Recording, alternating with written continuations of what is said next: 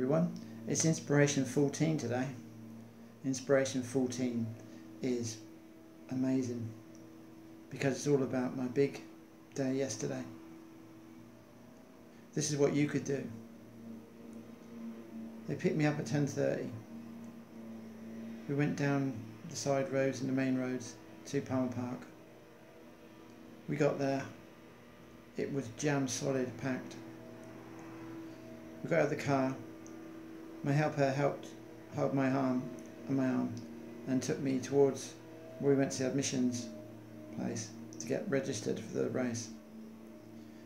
We went there and my friend who did the swimming for me and the triathlon was there. She's so nice. She does masseurs. She massages the legs of the athletes before they go out. And what I thought was amazing, what she can do. Anyway, I started talking to some people from Southampton, Derby, Leeds, and some other people there. They were still astonished by my story, what I told them. They said, "How long have you run?" I said, "This is my second race." And they went, "Man, this is, God dear." Anyway, so I talked to this chap from Derby, and he was amazing too. They're all different things they have wrong with them. But, you know, no legs, one leg, and arms and things. But I tell you, they can run. They have prosthetic legs, which is amazing. And everything was amazing too. I talked to a chap from Southampton who came down in the car with his helper. He was blind,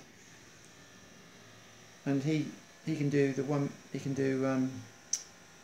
mile in five minutes, I think, just over 5 minutes. And one of my friends at my club, Berkshire Vision, he can do about 5:56. But getting back to me, I stood there and I started talking with people. And it was just like making friends again. I'm the sort of person I can talk to someone and make a friend just like that.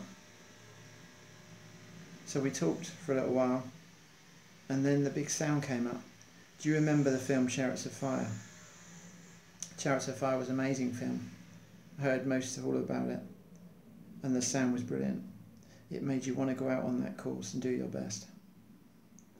So when that sounded up, one of my helpers came around and pinned my number on the front of my t-shirt and on the back of my t-shirt. They said, "That's it, Colin, it's up to you now." And I found my helper, who she just got back from New Zealand. Her name was Danielle. She was brilliant. She had a son and a husband with her. They were so nice. She had a bandana. I held one side and she held the other. As we went out onto the track for the race, they called my name. It was amazing, really amazing. And I went onto the track, and we stood there, and the chap said, "Oh, are you a helper?" And she said, "Yes. You need a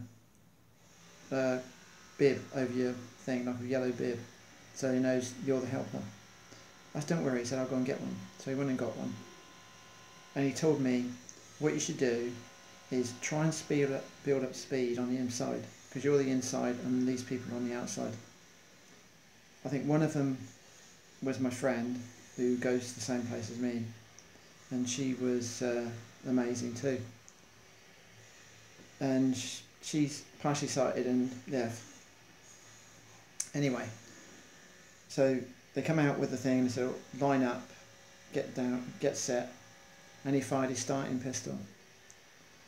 And we went off. I must have gone off far too fast because I started puffing up when I came into the straights for the first time. But I did it. I went round and down the far side. I slowed down a lot because I went too fast. I've heard what you should do is start off slow and reach top speed.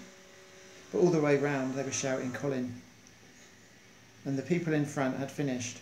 I was 500 metres behind. But I had the power to get on with it.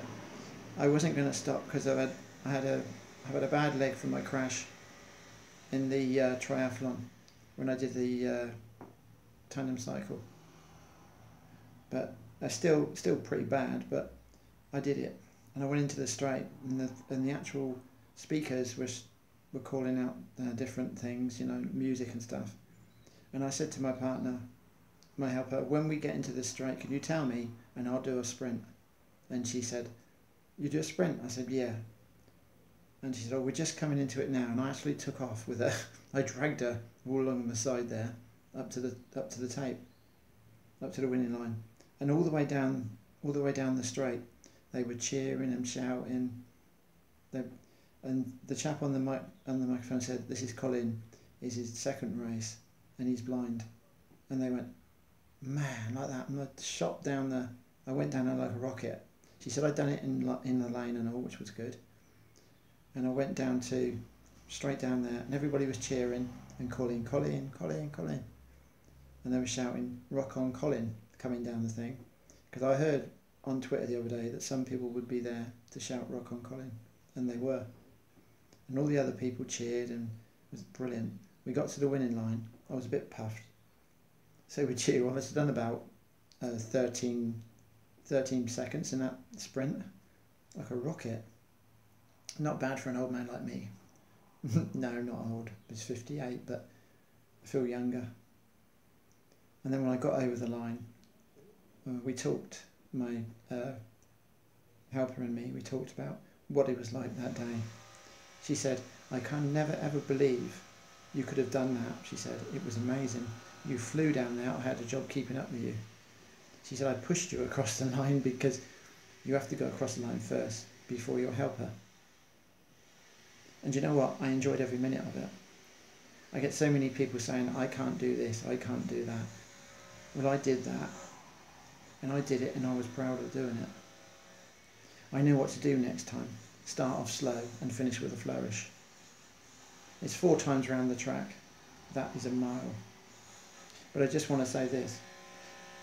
When you do get on the track, it doesn't mean if you're with an audience or anything, you try your best. Don't start off like the hounds of hell are behind you like I did.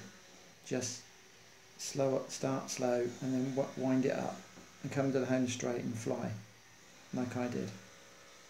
Afterwards I had a drink of water and a couple of drinks of water, and then my person who's in charge of the Berkshire Blind, she came up to me and said, "Oh, that was fantastic. You did 13 minutes for a mile. That's brilliant, first time. Seeing as I've only been running for 2 months." Anyway, so we went up onto the grandstand at the steps, and I sat up there. And when I sat up there, people were tapping me on the shoulder and, you know, around my head and everything. It's brilliant.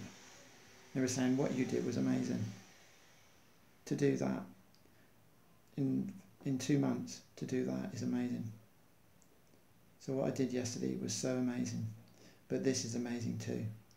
I just want to say, every one of you, thanks very much for all your support, and I mean that from the heart. This is Inspiration 14, the day I ran a 1 mile race in 13 minutes. Next time I know what to do. I'll do it a lot faster than that. Thanks. Bye. I'll see you later on. Bye.